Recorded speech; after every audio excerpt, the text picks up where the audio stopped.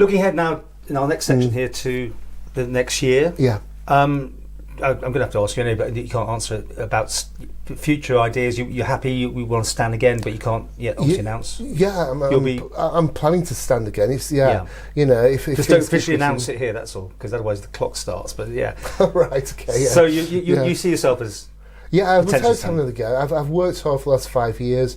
In terms of what I do next, I'm not sure. And this just, I feel I can still make progress here. I've still got enthusiasm. And I think that's important. You know, a politician without enthusiasm is going to get nowhere. Right. Well, what would you like to do then? Let's supposing you've got through, you were top of the polls this last time, so let's supposing you got in. What would you see yourself fitting in? I mean, a ministerial job obviously would be calling you, wouldn't it? Well, we'll have to wait and see, but you can't if you'd like one, I'm just hypothetical. Yeah. It'd be something I'd certainly consider, but you know, at the moment, I'm actually enjoying moving forward the way I'm moving forward. Because I see you asking these questions, you get stifled once you're in Comyn, don't you? So would you rather be backbencher and? Well, I am enjoying where I am, and it's a good position to be in. And that's the issue in terms of that. Once you're in Comyn, you've got to kind of sign the check with all the others, and it's quite an interesting one in terms of I asked a question about. Arbor School to the Home Affairs Minister over the summer holiday, and he came back with, well, you were in infrastructure at the time. It's kind of, but the issue is if you're in a department or if you're in Comyn, you go with the collective line, and that's kind of a restriction, but also strength in politics. But being a teacher, I mean, obviously education must be very high up on your list then, for things to but I've got wide-ranging interests, and it's one of those things. When I had my first conversation with the Chief Minister, it was kind of, what are you interested in? And I said, enterprise. I said, did he bring you in for a sort of tick box thing? Yeah, and it was kind of, how about health and infrastructure? And I thought, why not? Yeah. You know, just because those are the biggest departments, there's most things going on there. And I've enjoyed being there. What are you looking to do in this last session then? I think it's just still trying to get as much done as possible. Any bills you want to put up? I've got a private member's bill I'm working on. I'm not sure if I'll be able to bring it to the table in the next session because it's quite complex in terms of looking at older and vulnerable people, in terms of protecting them, in terms of finances and related things. But I've also got another idea for a private member's bill which is perhaps more realistic and possibly doable. So there are things on the back burner which I'm hoping to bring. And things that the government needs to push on with. Oh, definitely. There's a lot to do in health.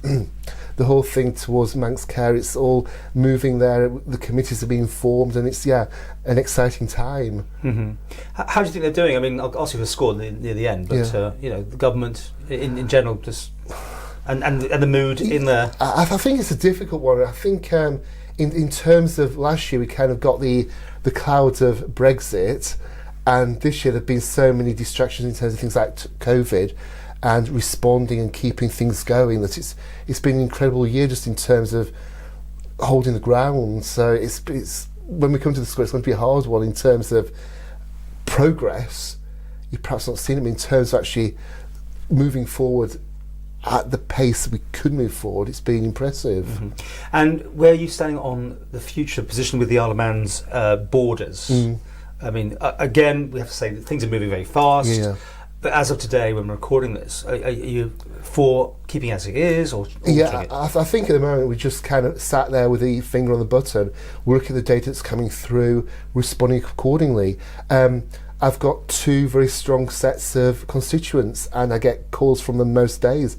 I have one group who was saying, please close the borders, we're vulnerable people, we're at risk, we're worried. And I have another group of people saying, we've got businesses, we want to take our children to university, we must kind of have this free movement of people, but at the same time recognise that we're going to stay at home for 14 days or 7 days. And what's your breakdown on that? I mean, if on your two sides? I'd say it's pretty even, really. Oh, okay. Yeah, it's not a huge number of people, but they're very vocal and very, their hearts are really in it, and they're really kind of pushing for different things, which is unusual in politics. And how do you balance that up when you've got two sides of the thing? It's actually looking at what we've got and trying to get people to reflect on that situation. So I had a phone call earlier from I assume it was an elderly lady, the way she was describing the situation, and she was concerned about going out into the community.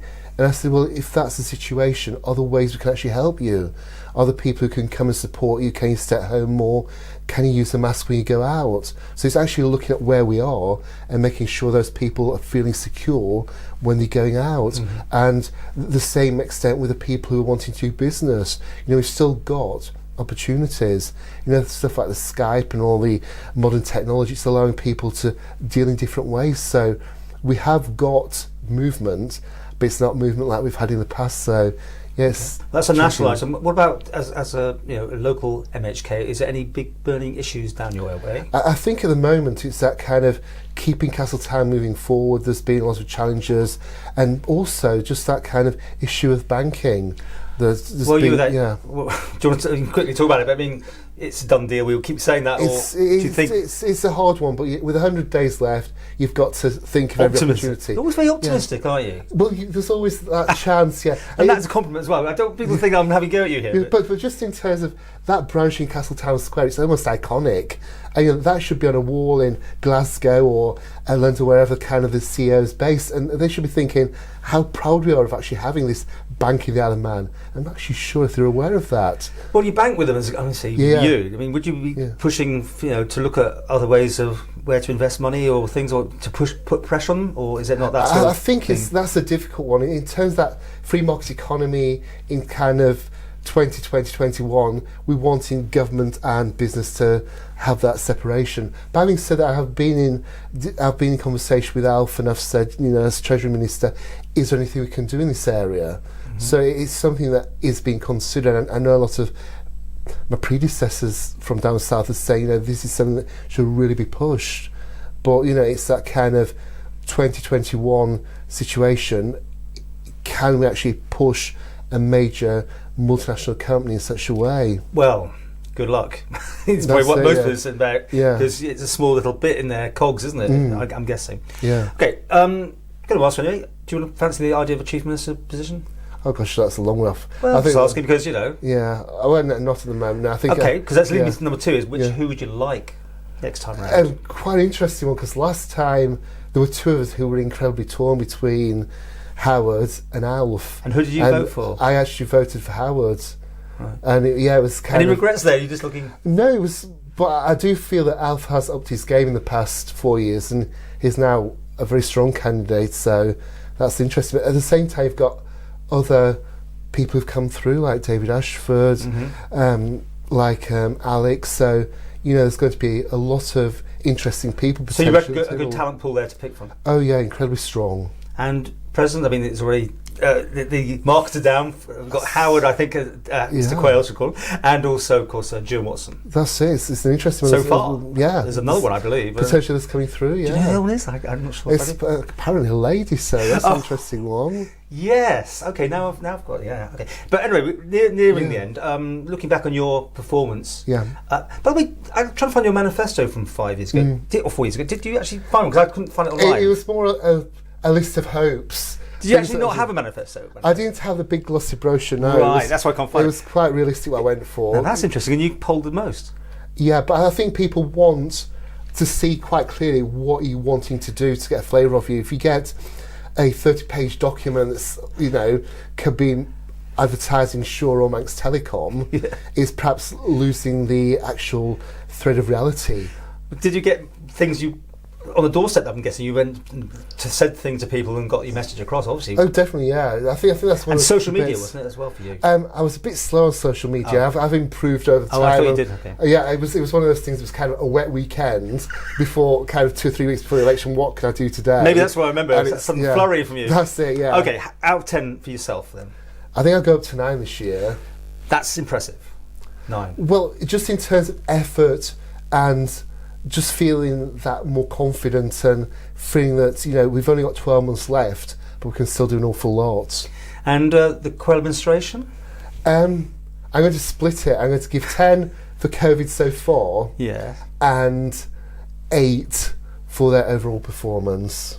Okay. Well, that's pretty well an interesting thing. And 8's pretty high. It is high, but I do think that overall there's been that movement in the right direction, and linking back to COVID, there was that speed of response, and that is good, that's impressive, because we actually look at most of the governments to actually get things done so quickly, it's almost impossible. And that's what we've really been setting ourselves on for the past 20 years. This is the Isle of Man where things can get done.